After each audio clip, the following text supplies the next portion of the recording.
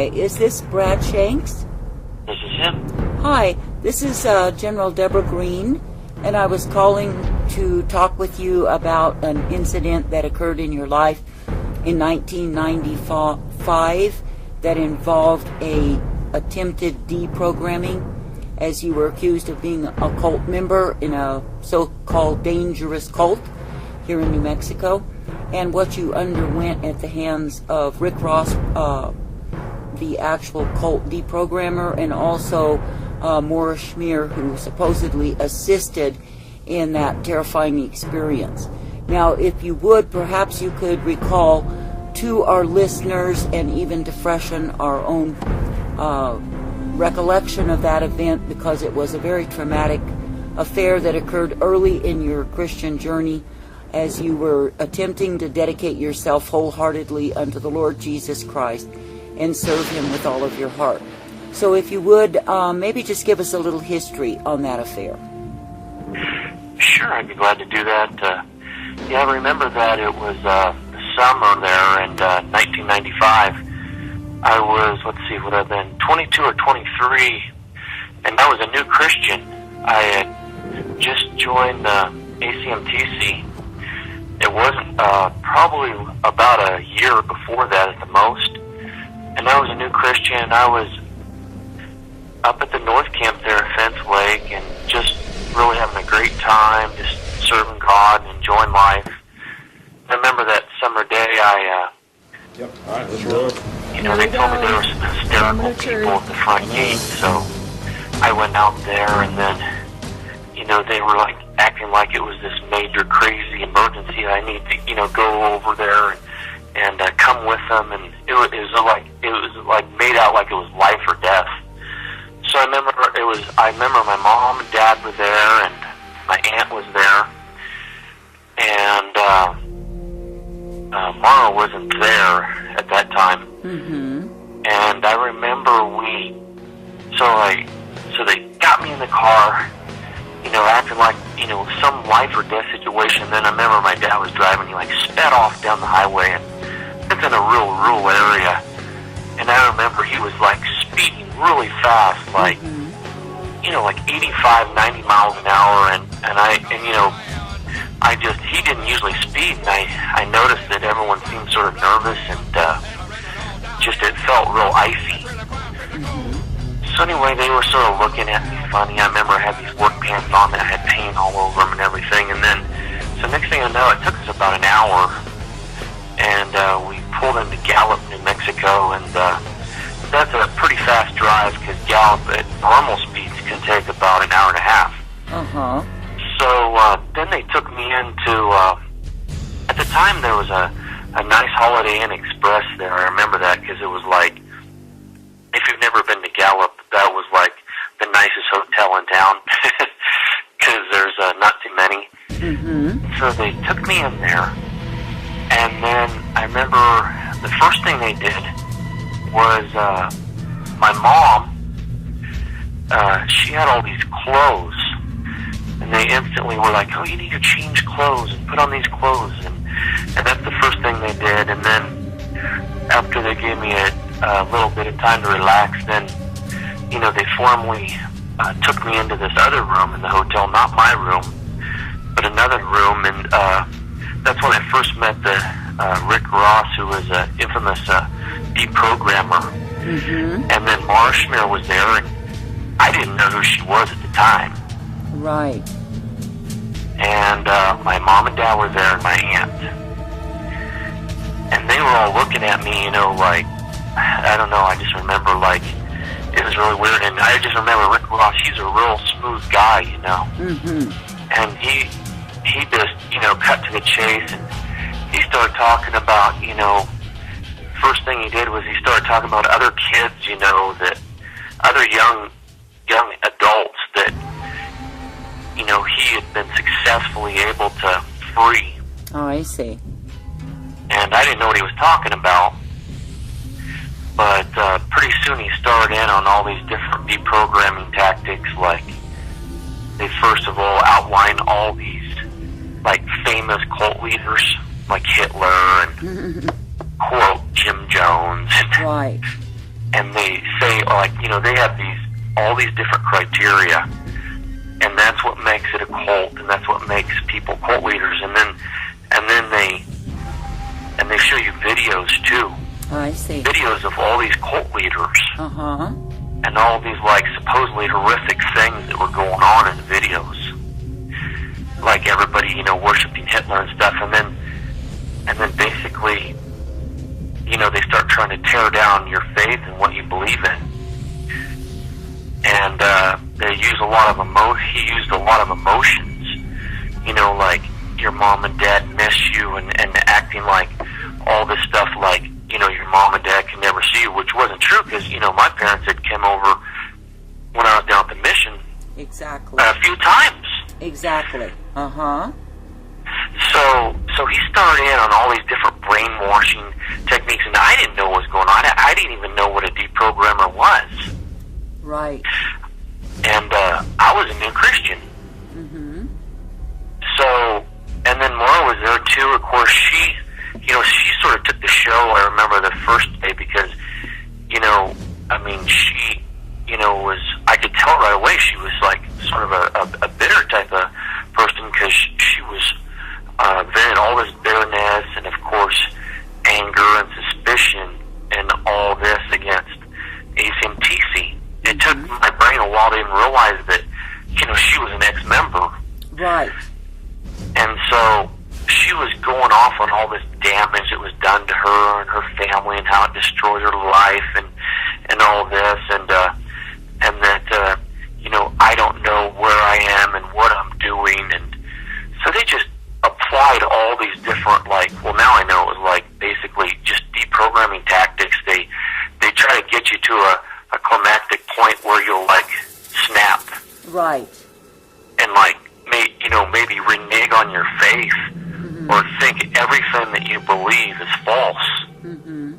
And the thing is, it's like, you know, when you're right there in that, it's pretty powerful.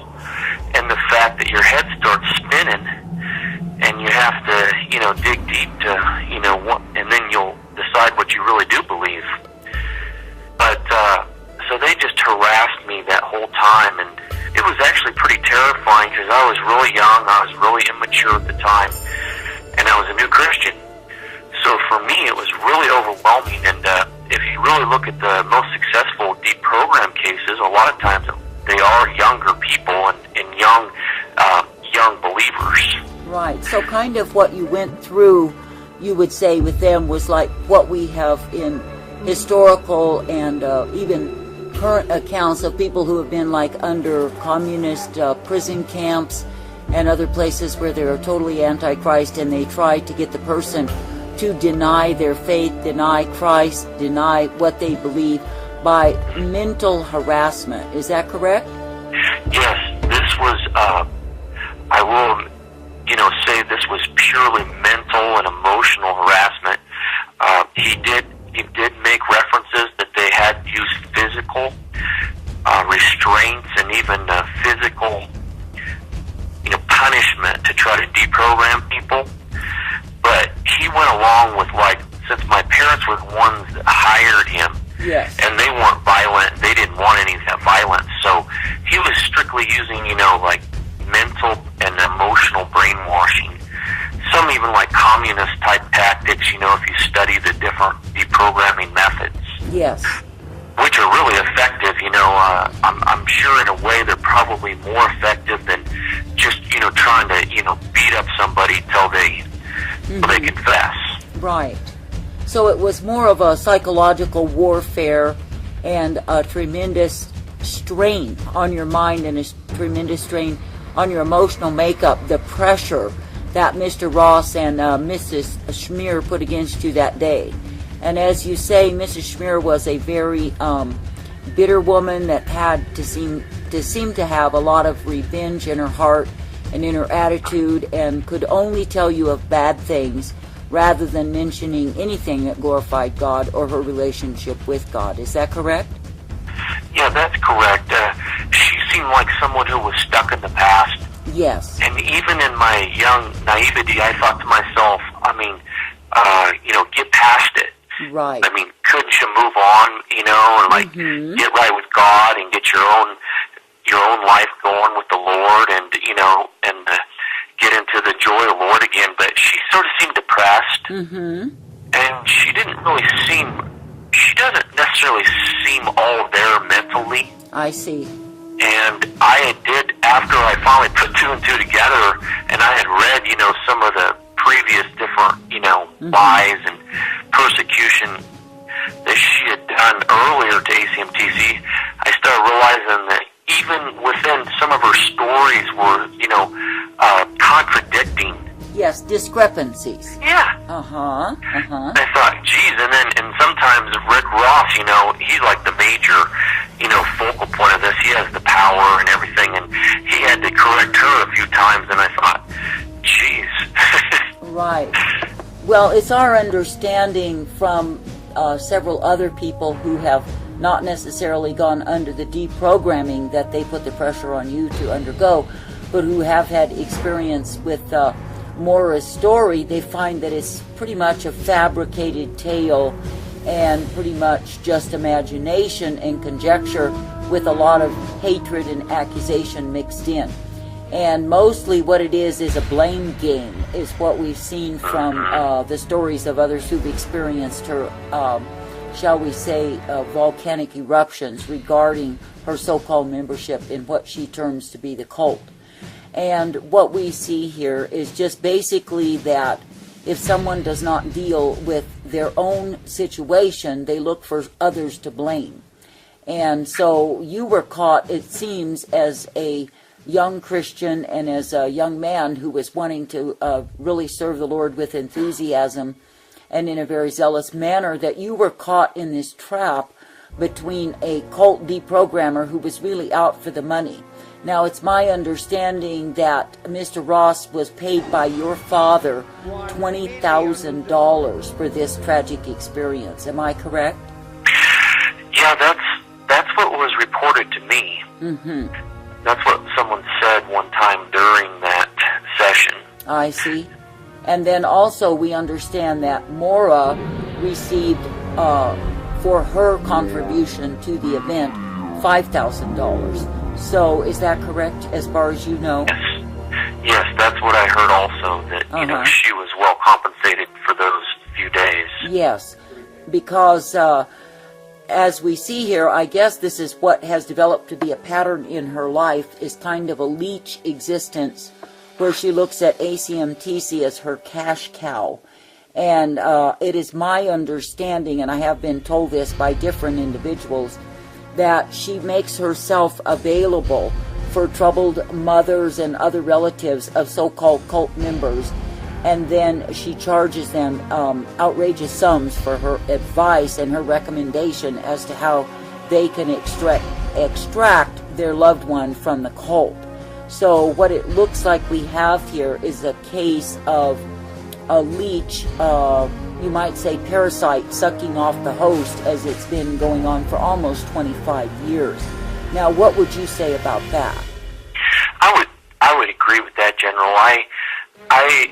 The whole thing to me was sort of a tragedy, because, like, when I first joined ACMTC and my mom and dad came and visited me, everything went really good. And they weren't, like, suspicious, and they weren't full of poison, and they stayed for a few days. This was when we were in Reno, and then they went back home. But the next time they came and saw me, I realized now what had happened is that my mom had got an earful of Mora's lies and poison.